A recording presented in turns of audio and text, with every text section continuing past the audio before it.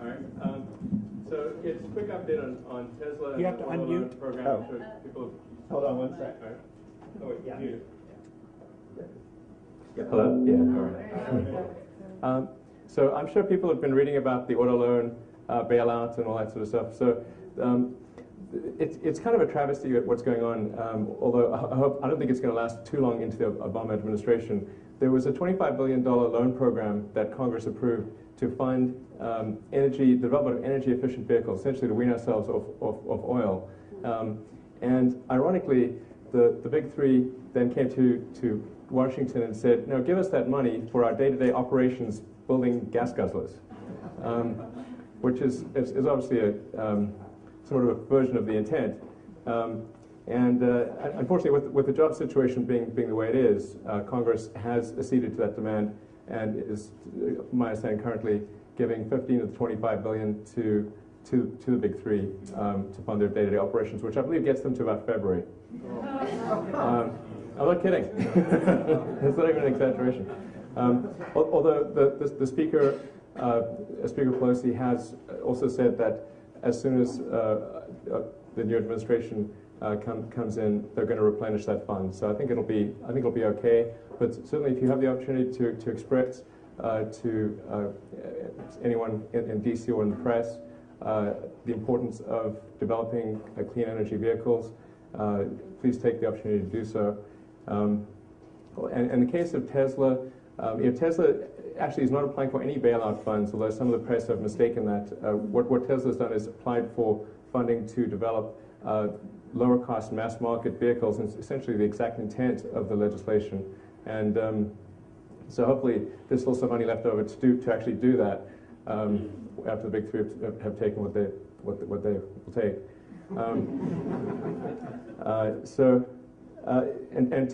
The Tesla Roadster, I think a lot of people are familiar with that. That's the two-seater sports car. In fact, my car, which is production unit 1, is parked outside. If anyone's curious to see it, there's also a Tesla Sales and Service Center on Santa Monica Boulevard. So if you want to pop in and take a look at the car at that time, you're also welcome to do so.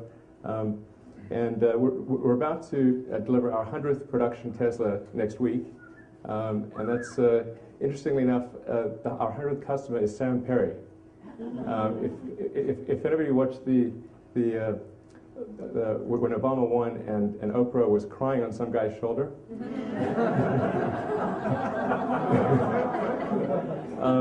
that same guy's our 100th customer. So it's a bit like Zelig. I mean, he's sort of everywhere.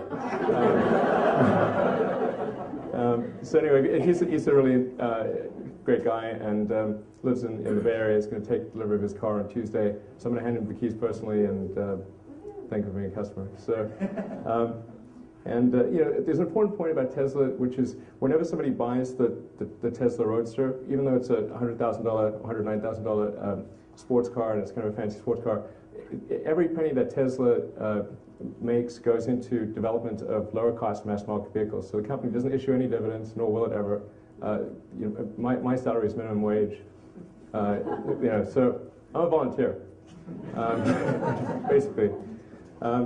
It's just an important point because sometimes people think, well, gee, what's the point of making these expensive cars, which are sort of toys for rich people? How is that really helping the environment? The important point to bear in mind is that when you have new technology, it takes time to optimize that technology. If you think back to the early days of cell phones or laptops or pretty much anything new, it's expensive in the early days. Because the first job with a new technology is you've got to make it work. And then you make it in small volume, you sell those cars. But the critical point is that you can't get to the low-cost cars unless you start with the expensive cars. And that's a point that's sometimes lost. Anyway, that's enough on Tesla. I'll jump into the space stuff. And I'll kick it off with our last flight video. Fuel turned off, actuator set. You got it.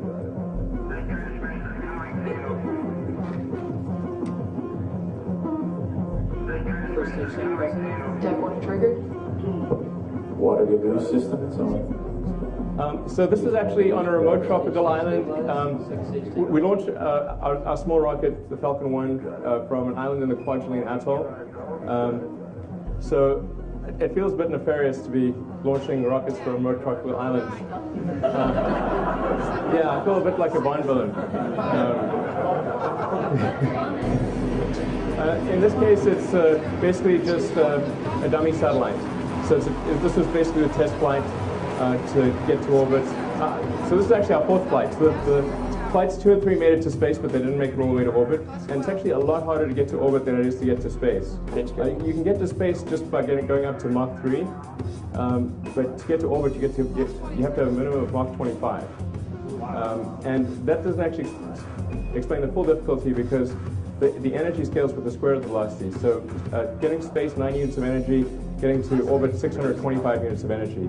It's about 70 times harder to get to orbit than to get to space. And that's why there's only been about half a dozen countries in the world that have actually reached orbit. So this is actually the first completely privately developed rocket to reach orbit. And also the first privately developed liquid fuel rocket to reach orbit. This is the Falcon 1. It's named Falcon after the Millennium Falcon from Star Wars. It looks nothing like it.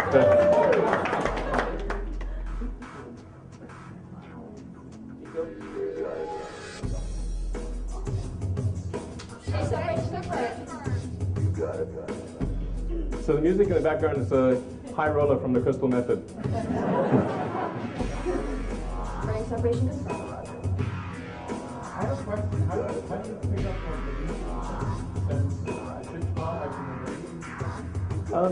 Actually, with rockets, the only semi-reusable rocket in the world right now is the space shuttle. And I say semi-reusable because the main tank is actually thrown away every time. So typically, well really, almost in all cases, rockets are not recovered. They basically re-enter and kind of either burn up or crash into the ocean and sink to the bottom, typically. Now with Falcon 1, our intent is to recover the first stage, which unfortunately we weren't able to do in this flight. The telemetry coming down showed that it didn't have enough thermal protection, so it actually ended up burning up. We need to increase the thermal protection. The fuel is high purity kerosene, so it's like sort of a very clean form of jet fuel, basically, with no sulfur content. It's not the greenest thing in the world, but we do buy lots of carbon offsets. So.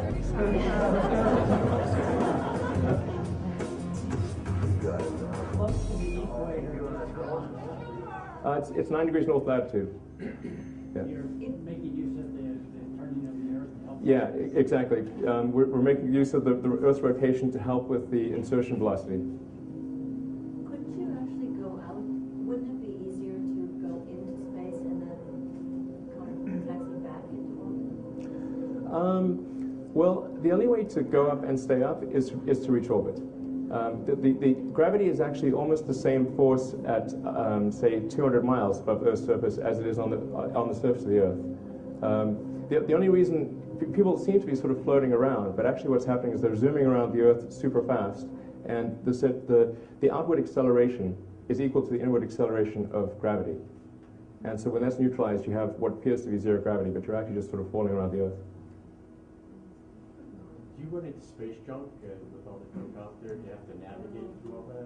Or? We've not encountered any space junk issue. Although there's been a lot of launches up there, and there have been issues like where the Chinese blew up a satellite and scattered bits all over the place, it's so big up there that the statistical chance of being hit is tiny. But for things which carry people, like the space station and our Dragon spacecraft, they actually have micrometeorite shields, so they can take a high impact, which is essentially a high-speed bullet coming at it. I know this is a pretty big picture, but what's the bigger picture that this fits into? The bigger picture. Very good question. So the reason I started SpaceX was because the cost and reliability of getting to orbit and beyond is not really improved since the 60s. In fact, it's gotten worse.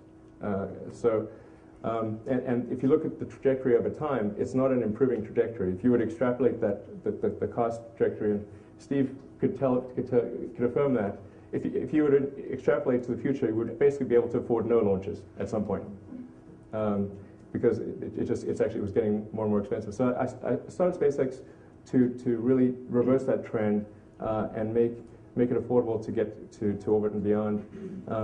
The huge breakthrough that SpaceX aspires to achieve, and this is a very difficult thing, is to make a fully reusable orbital launch vehicle. So with Falcon 1, the first stage is intended to be reusable. With Falcon 9, both stages are intended to be reusable. Now, it's going to take us many launches to figure that out and get the stages back safely and optimize the refurbishment for flight and make sure they're reliable and all that. But that's sort of the big technical breakthrough we're aiming for. And you can imagine in any mode of transport, if you had a reusable vehicle or an expendable vehicle, it would be a night and day difference. I mean, how many people would have driven here if their car was single use? Yeah. Or even, and that applies to any mode of transport: bicycles, horses, planes, really pretty much anything. So we've got this weird situation in space where vehicles can only be used once. In fact, if you want a return journey, you've got to tow one behind you. So that's what we're aspiring to. It's a tough goal. We're not saying we can achieve it, but we're aspiring to achieve that. And I think we will. But to explain why that's so difficult, when an orbital rocket is after they've really optimized the weight of the rocket and used the most advanced materials, and the engines are incredibly efficient, and you've pushed everything to the maximum, you typically get about 3% of the liftoff weight to orbit. So if you make even a small mistake in the design, if you get 3% off, you've got nothing. And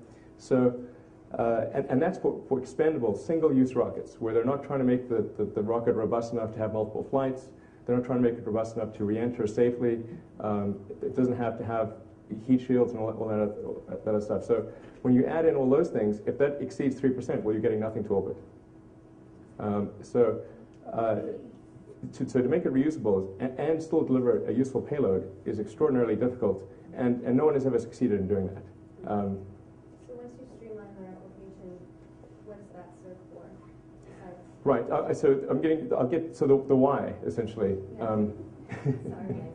Sorry. Actually, you're right. I should proceed this with the why and then the how. We're stupid, so it's okay. You have to come down to our level and work the way. No, I take things for granted being in the space business. But so I'm a huge believer in the extension of life beyond Earth. So making life multiplanetary, I think is one of the most important things we could do. So then, why is that important? Well, how do you say that anything is important? How do you judge importance? Well, if you look at things on an historical time scale, and the further you zoom out, the more the important stuff stays behind and the unimportant stuff, you can't see it anymore. And if you look at the span of life's evolution on Earth, the multi-billion year history of Earth itself, of life on Earth itself, you can really point to about half a dozen major steps on the evolution of life. There's obviously single-celled life, multicellular life, differentiation to plants and animals, life moving from the oceans to land, mammals, consciousness. Those are sort of like the big ones. And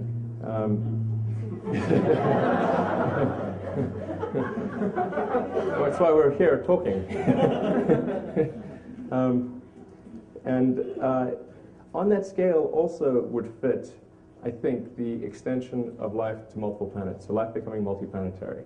It would be at least as important, if not more important, than life going from the oceans to land. Because oceans to land, you could jump back in the ocean if you got uncomfortable.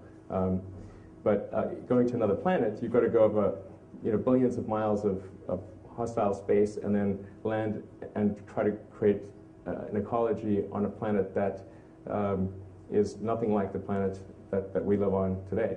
Although our current planet may become more like that planet if we're not careful.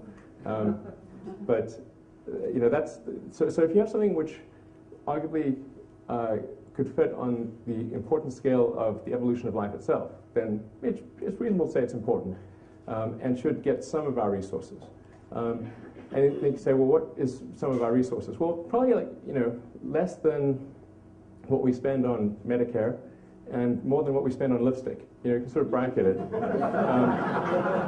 So we spend a lot on lipstick, by the way, which I think is great. But if you said, well, maybe we should spend 0.25% of our economic product on the extension of life to another planet, making life planetary. I think that would be like a reasonable number, and you know, that's you know, several tens of billions. So and I think it could be done for that. But a critical element is having that reusable orbital craft. So that's the fundamental breakthrough that's necessary for us to be able to afford to do it at a price that is going to be palatable to the general public.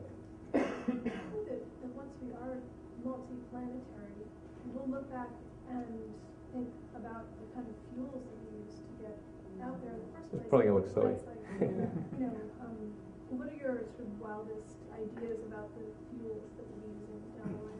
Well, my wildest idea about fuels, I think long term, you know, once we, or if we, I suppose, figure out fusion, you're having a fusion, if you can have a compact fusion reactor, that would be the best energy source, and then you need to sort of shoot something out of the back end, you know, which is basically a high energy ion engine powered by a fusion reactor. I think that's pretty much about as good as you're going to get.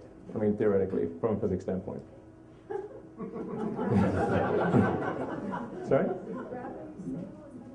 A gravity sail, maybe a solar sail. Yeah, a solar sail is an option. Now, the sun doesn't have a lot of force, because if you stand outside, you don't feel yourself getting knocked down by the sun. But so you need a big sail in space, and it can work, and it's an option. And particularly, you know, if you had, like, say, a cargo ship going from Earth to Mars, where the time of the journey wasn't that big of a deal, then that could be actually a good option. Can you talk about the camera? Yeah, I mean, it's pretty simple. I mean, I feel. Hold off on all the film questions to Okay. do the combined Q&A, because I think that's what we should do. If you want to ask in general, you know, questions about the company or about space travel or whatever, let's get those out of the way, and then, you know, we'll do his presentation and then Steve's, and then we can get them both on and talk about filming in space and that topic. Absolutely. And let me jump to some new additional videos that I've got.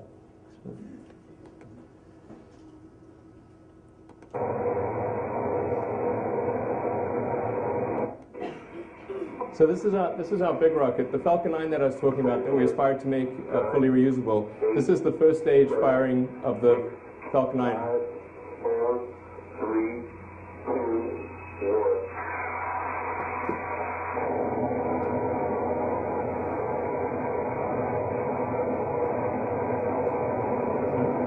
All 9 years. Full 9, full duration. Yeah, it's like a few weeks ago. Yeah. So this is almost a million pounds of thrust in vacuum, which is about 4 times the maximum thrust of a 747. And it's pretty much it's Armageddon down there. You don't want to be standing at the base of that test stand. Tell them how tall the test stand is. Give them scale. Sure, the test stand is a couple of hundred feet. Well, the test stand itself is like 130 feet tall, and then there's about a 100-foot tall stage on top of it. So it's like 230 or 240 feet approximately to the top.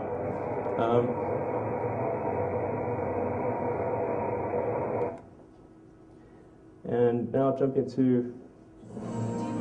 So this is like intended for Congress. That's why it's got this music.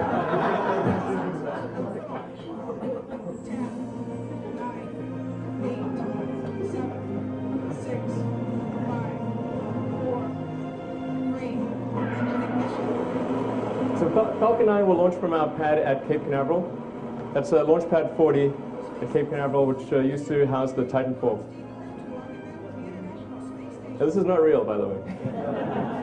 This is simulation. So the contract SpaceX has right now is to demonstrate cargo transfer to the space station and return of experiments to Earth. And what we're hoping NASA will exercise is an option on that contract to also carry astronauts. I think they will exercise that option fairly soon.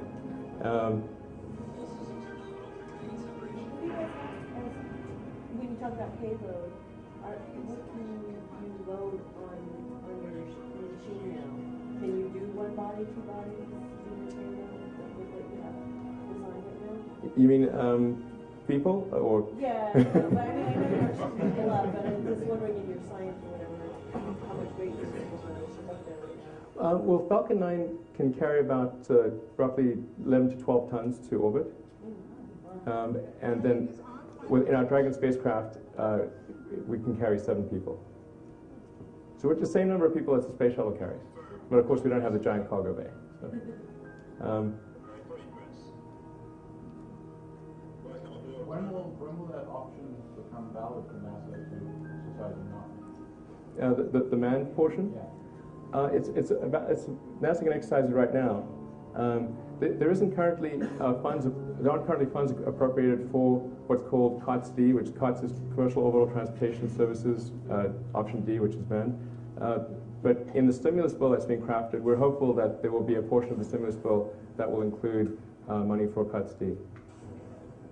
How big is your legal team? Like 3 lawyers. SpaceX as a whole is 600 people. Has the legal red tape been daunting, or? There's quite a lot of legal red tape. There's also a lot of regulatory stuff that has to, which isn't done by the lawyers. It's done by the engineers who have to comply with the regulations. Because in order for us to go to the space station, we have to meet the same regulatory requirements that the space shuttle does, or that the Europeans, or actually more than the Russians do. The Russians are all, they have their own rules. How much do you draw upon the existing or retired NASA engineers? We have actually a lot of people at SpaceX that used to work at NASA or JPL. So I'm not sure the exact percentage, but it's maybe 5 to 10% of our engineers.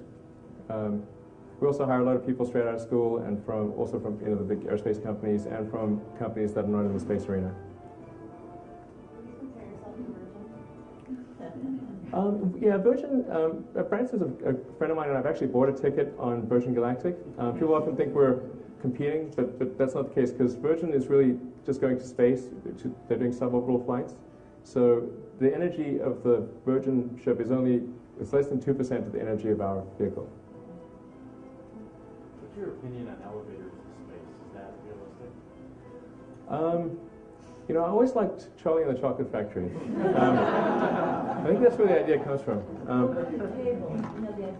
I do, yeah. No, basically...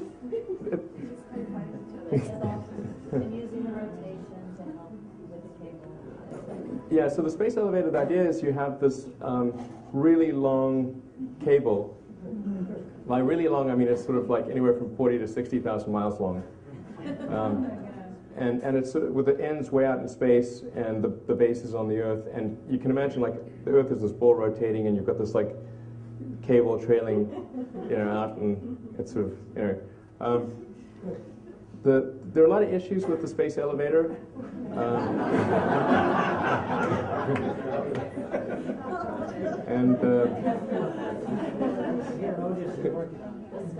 There's a lot of issues, and I mean, this is it also does rely on super strong materials, carbon nanotubes, and until we build, say, a carbon nanotube footbridge, then I think we should not really be thinking too much about building a 60,000 mile elevator.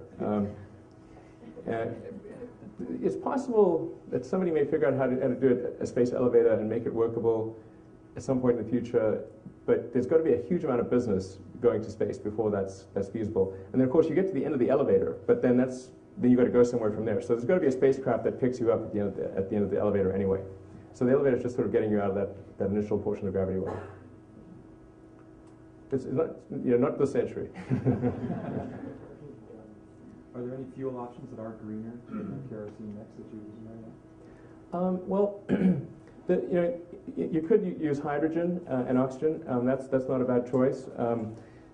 Although typically the energy required to create the hydrogen is more energy than was used to get the kerosene. But in principle, if you were to make hydrogen with solar panels, that would be a greener way to do it. But it's although the rocket's pretty big and whatnot, it's actually only got about the kerosene load of an airliner, because 2/3 of the rocket is actually oxidizer. It's liquid oxygen. So think of it like it's an airline flight. Do you have any plans to create something that combines your interest in solar energy and collection of solar energy on the rockets and orbits? You mean like space solar power? If there's anyone in the world who should love space solar power, it's me. Yeah. Because I'm chairman and the largest shareholder of a solar company called Solar City, and I've a rocket company. So it's going to be like perfect. That's why I'm asking. Unfortunately, I don't think space solar power makes sense. I wish it did, because that'd be awesome. But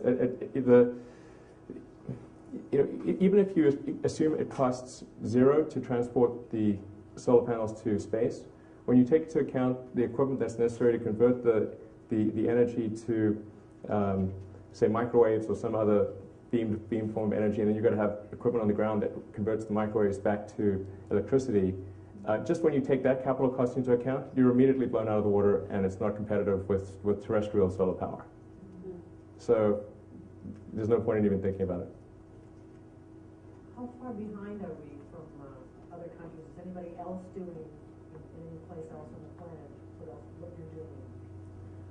With SpaceX, right.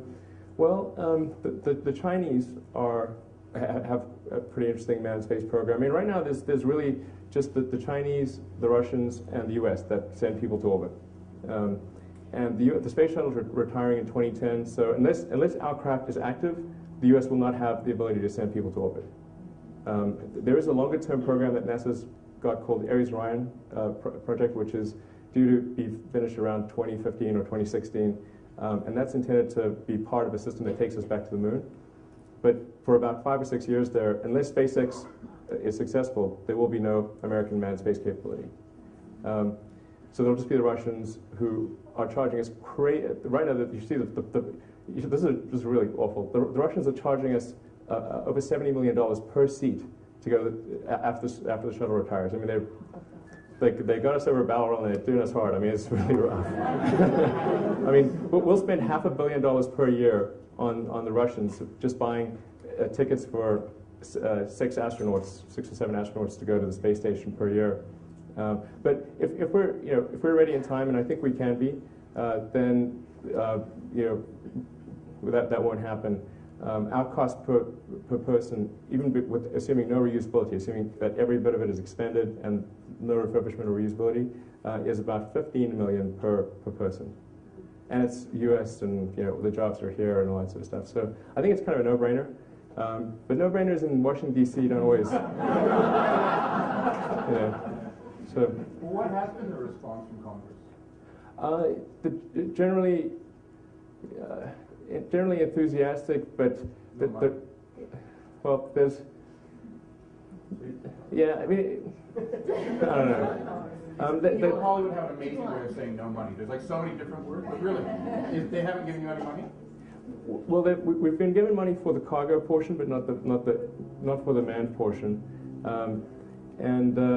But I'm hopeful, like I said, that the stimulus bill will actually include the funds for the manned spaceflight activity. If it's not in the stimulus bill, I think it's quite likely that it'll be in the financial year FY10 bill, which will get approved around the February or March timeframe. So the government financial year starts in October. So I'm optimistic it's going to happen. It's just a question of what time scale, and for every year that we're dependent on the Russians, we have to send them $500 million.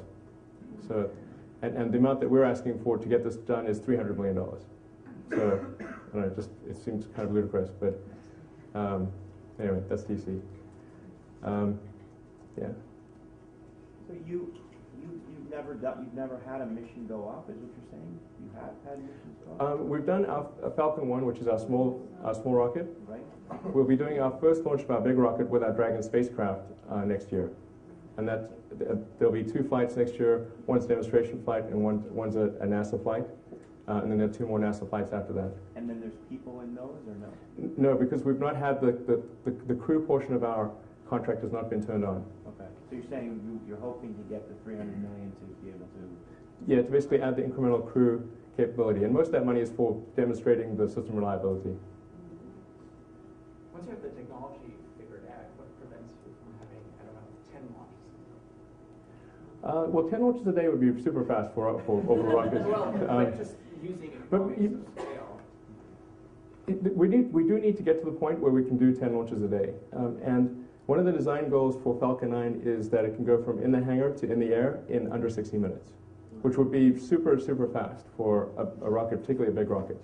Now, it's going to take several flights before we get there, but as long as we lay the foundation, making sure that the design is capable of that, then we can at least have the possibility of getting to a flight an hour or so in the future. Is your cargo telecommunications satellites, or are you delivering to the space station?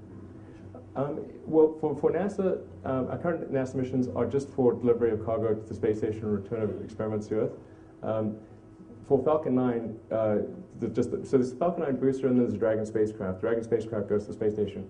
A Falcon 9 booster carries satellites. It'll do Earth observation satellites, and it'll do communication satellites, forecast satellites, that kind of thing.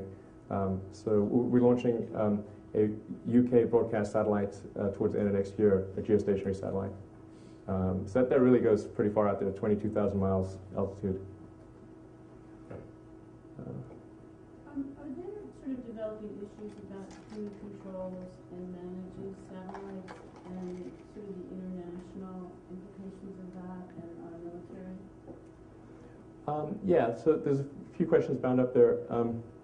Like who controls the satellites?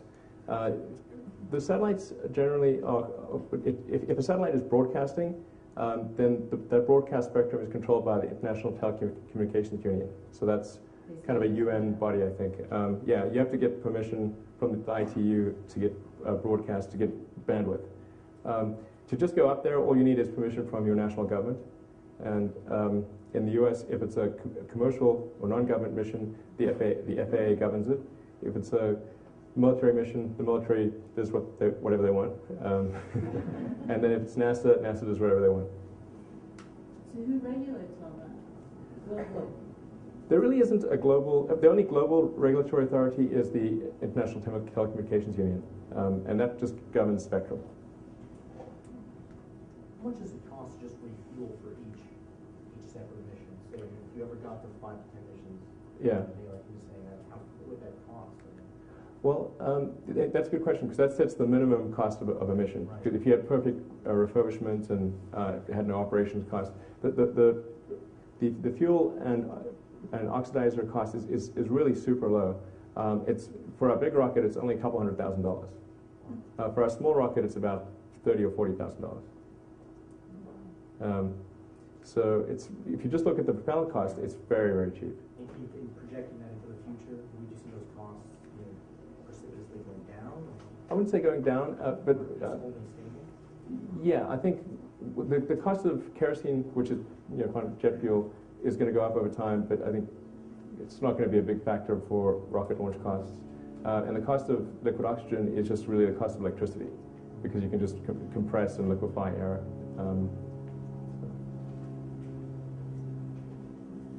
All right, well, good? Yeah. I think that's it. So thank you very much.